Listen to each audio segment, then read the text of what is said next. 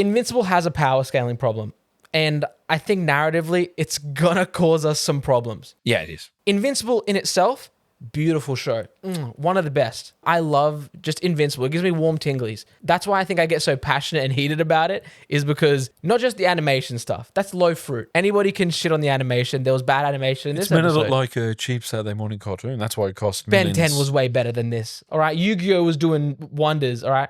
But no, my problem and what I want to get into a little bit is, and I think it's just because, you know, we've been raised on shonen manga and anime where there is levels, literally, there's levels to this stuff. Yeah. There's some kind of power scaling. And what I think is tricky about Invincible, and where Robert Kirkman is literally saying, yeah, I don't really get, and I don't really like power scaling. And I just think the winner on the day is just whoever wants it more. And I get it. It's like the power of friendship winning. You just feel a bit gypped in the end. We're massive fans of MMA and boxing. It's like, in real life, that isn't the case. I'm not going to beat John Jones because I really want it. Exactly. Oh, God, there's just so many examples, isn't there? It's like Tyson Fury really wanted to beat Alexander Usyk. Yes. But Alexander Usyk is one of the greatest technical heavyweights there's ever been.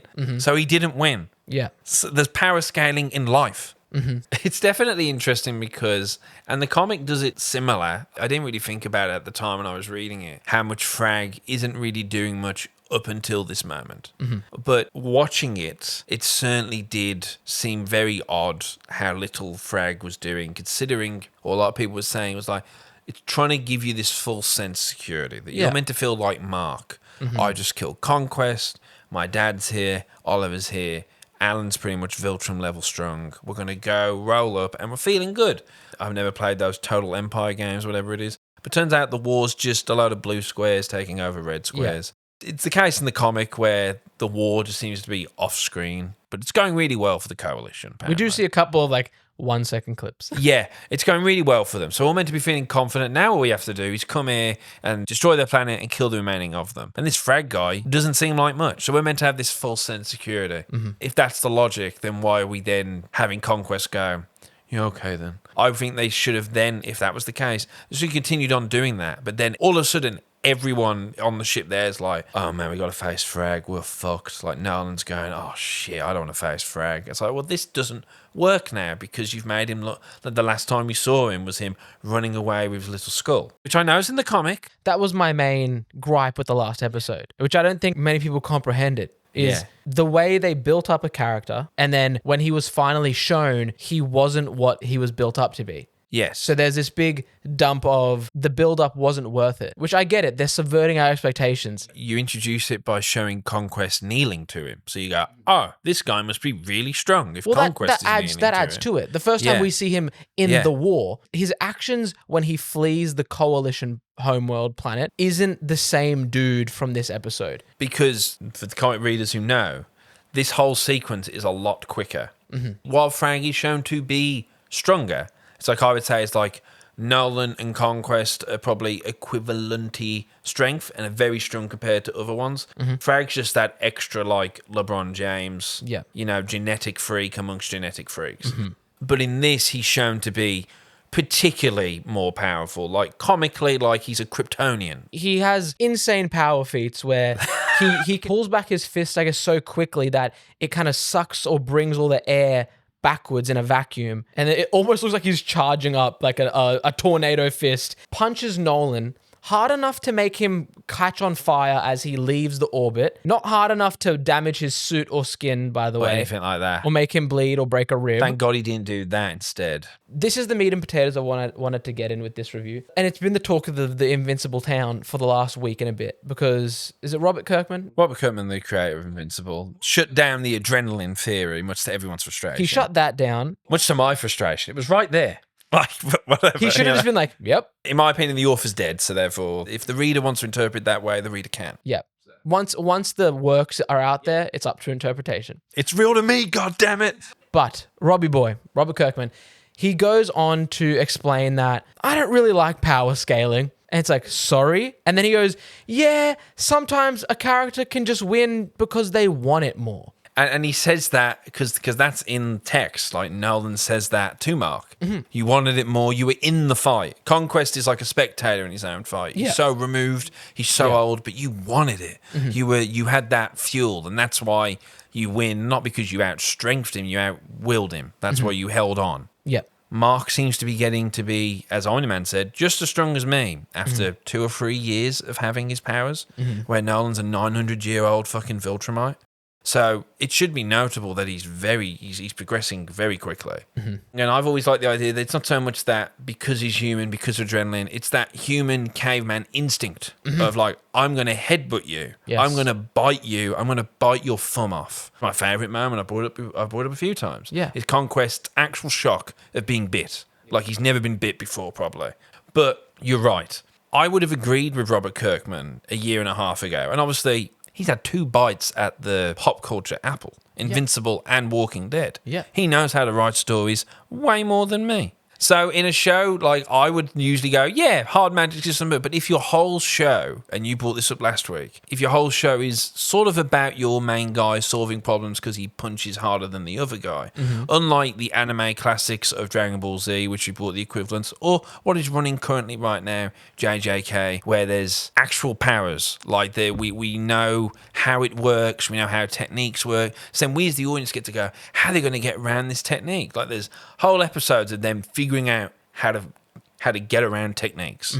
So when you're in a show where it's just essentially I punch and kick even stronger than you, so then okay, that's cool, and the way you present it's cool. But right now, the Thragg you have shown, I think feat-wise, I know it's visual, but it is quite notably strong, even compared to the Thragg who we saw at this point in the comic, where this is way quicker. They all stay in orbit. They quickly blow up the planet. He whips off the head.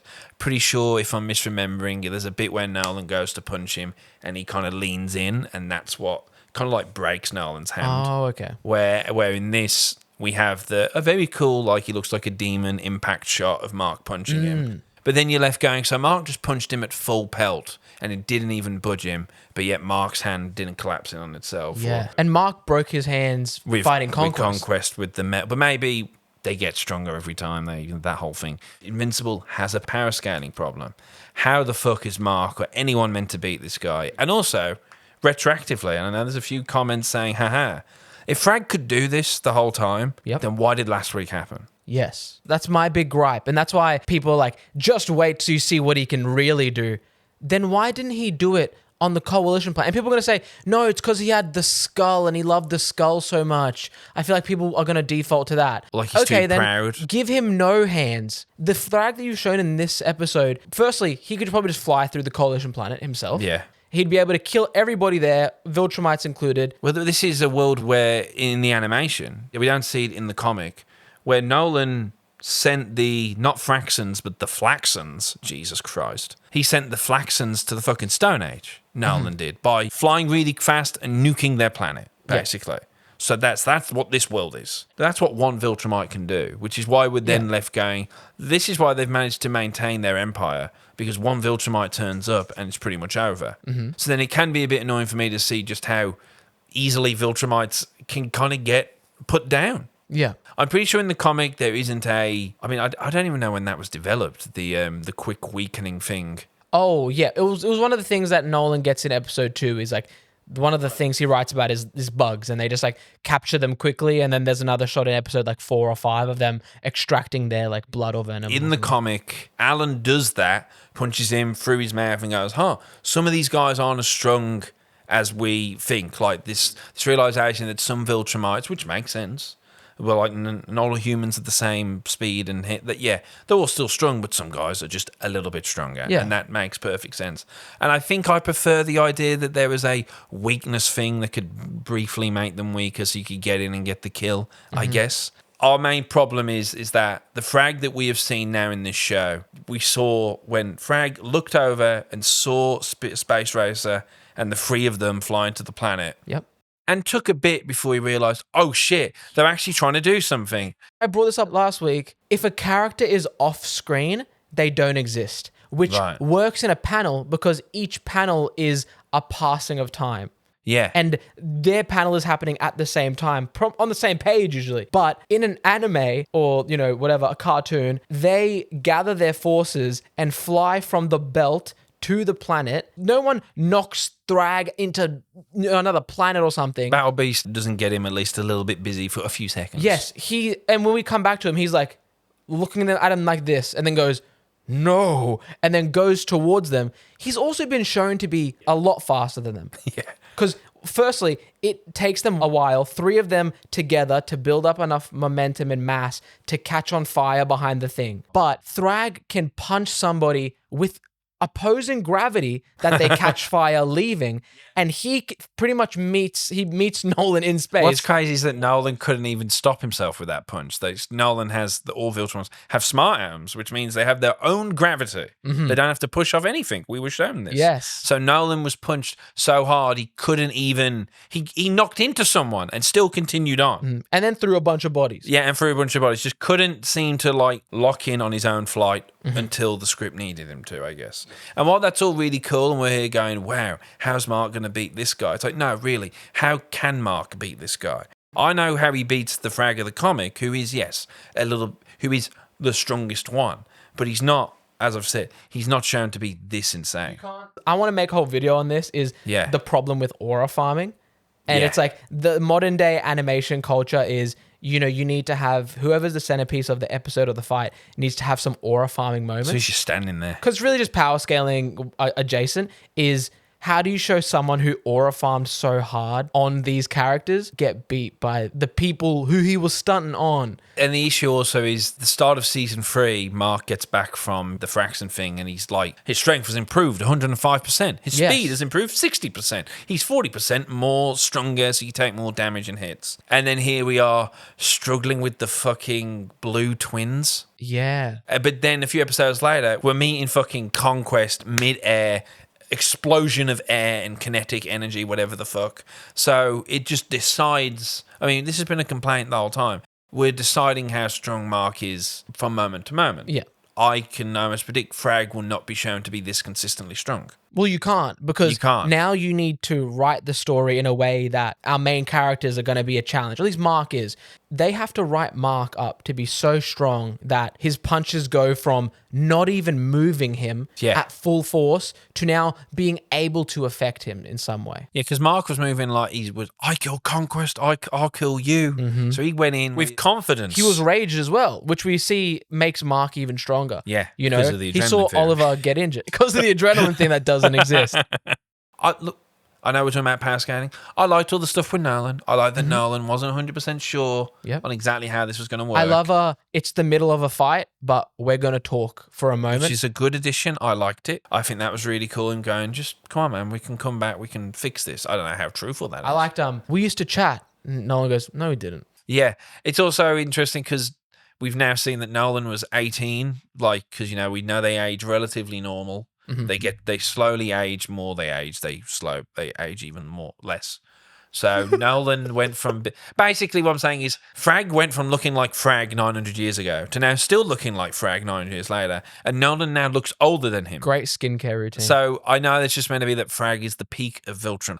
So I understand. He's the Michael Jordan of Viltrum. Yeah, he's the Michael Jordan, LeBron James, Tiger. He's the Tiger Woods of Viltrum.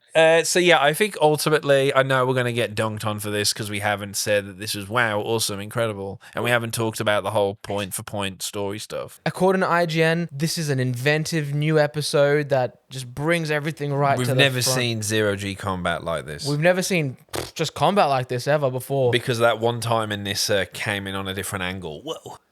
Watch out. Yes. Other than Thragg's combat, it was all very just basic. This is how they would fight in gravity versus zero gravity.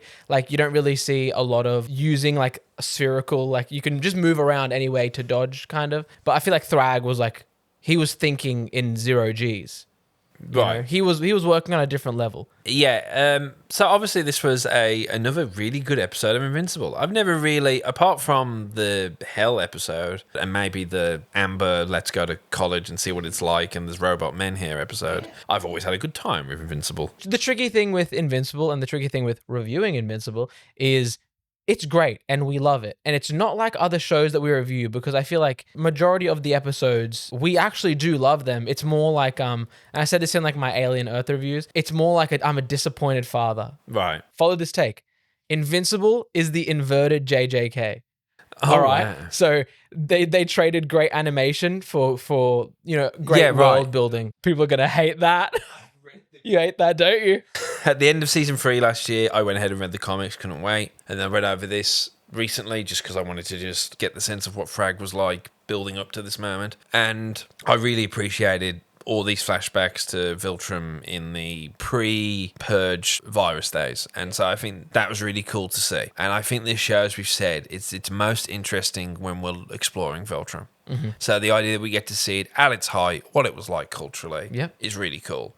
And I really enjoyed those. It was like the opening 15, 20 minutes, wasn't it? Mm-hmm. Like that we see all this. We actually get to see Emperor Argyle, which is really cool. We don't see him in the comics? No, we don't. I don't even think we even get a visual of it. Just see his skull? Yeah, I think the author released what he would have looked like. So, and he looked like that with the weird like Superman spit curl on his bald head. He's there with Regent Thragg, which I would assume means that Thragg's his like right-hand guy. If he sends Thragg somewhere, it's like Thragg is basically has the power of the Emperor, or is like enacting the Emperor's will. So therefore, if Thragg's on the field, you basically banged him as if he was the Emperor, like Space Marines, you bow to them, maybe, I guess.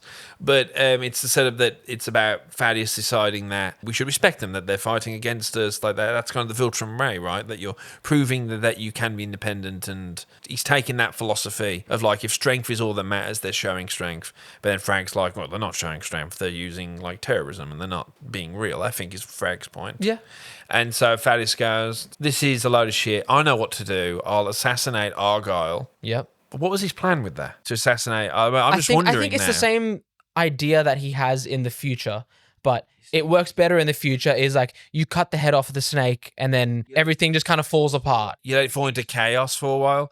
Well, he'll help everyone who's doing like the rebellion. It was like the starting of a rebellion in the first bit of the episode. The rebellion would just take over and Viltrum would lose its grasp. But then what he ends up doing, and I was very confused by this. I had assumed in the way Nolan had said it in season 1, and I think with how I read the comics, but I think when I did my tertiary Google, I was just wrong. But I thought the Great Purge was much early. Like, Great Purge was 2,000 years ago. Yeah. And Nolan wasn't involved in it. And then the virus happened 900 years ago. But turns out it was and I think it is in the comics that once the Emperor was killed, Thragg's first rule of thumb was like, right, time to thin the herd and make sure all of you who survive subscribe to Bergenbeard. So we have, and they even recreate that shot from season 1. It pans over and there's two-armed, two-eyed Conquest and what's her name? Whip hair. Who's been rocking that knife for 1,000 years at least. If it ain't broke, don't fix it. Yeah, exactly. Thragg, I guess, gave him a few hours or a night to thin the herd, and has walked out and declared that no more culling is required. And Conquest has a brief moment of maybe thinking, well, maybe I'll try it with you. But then just purely based on the fear. I think the show just wants you to think that. Oh. I think the way they've written Conquest now is like he would never have, but they also love tickling our balls a little bit and being like, he's feeling strong at the time. He'd been killing Viltrumites all day. They want you to think that he was like that, but I think it's all a bit of ball tickling. I do want to acknowledge, like we did earlier, this is a good show. It's a great show. We love it. The story is great. It's like, what is this like weird Elseworld Superman superhero Justice League? Like the fact that, are you bothered by the fact? I have wondered if there's viewers out there who they're missing the regulars. They're missing Eve. They're missing the Guardians of the Globe problems. No, because right now we're just off planet. We're getting more Mark, Omni-Man, and Viltrum, which was the best part. It's like it's like when you finally become an adult and you're like, I can have garlic bread for dinner. It's like, it was great when it was an entree. It's still great when I can eat double. I'm enjoying this show. I think it's great. I just have gripes with it because IGN's giving this 10 out of 10s. But it technically isn't, because a guy literally blips out of existence. Yeah, I picked that up. Yeah. I picked that up. Bad animation. Team Rocket's blasting off again! Viltrum actually like teleport to when they die. No, he actually just went out of your render distance. Or then when they like weirdly kind of crinkle up and then become JPEGs as they Yes, as they're flying away. Yeah. Well, what would you rather? Then wait 3 years? Yeah, I would. I'd happily wait 2 or 3 years for a proper animation. Because this will last forever. It's not going to get redone. Like, this is Invincible until they do a live action. When Mappa picked this up, you know. I see people dunking on Mappa now. Hilarious. People are like, yeah, well, it's because Mappa's treated so poorly. It's like, shut the fuck up. You don't care when you're watching JJK. I know there's different labor laws. I know that probably plays its part. But fuck off. Like, you know, when we watched the ending to season 3 of JJK, like, that's some prime shonen animation. That's incredible. We love Invincible. We do, Steven honestly. owns it all. Yeah, I do. Legally, he bought it. He loves it. I actually paid those $40 EPUB, whatever the fucks, to read it. It's great. Yeah. We're allowed to just be a bit disappointed with some of the narrative stuff and the power scaling. For my opinion, is Thragg is shown in this episode to be stronger than he ever was in the comics, and that will be a problem because he will not be shown this strong. He can't be.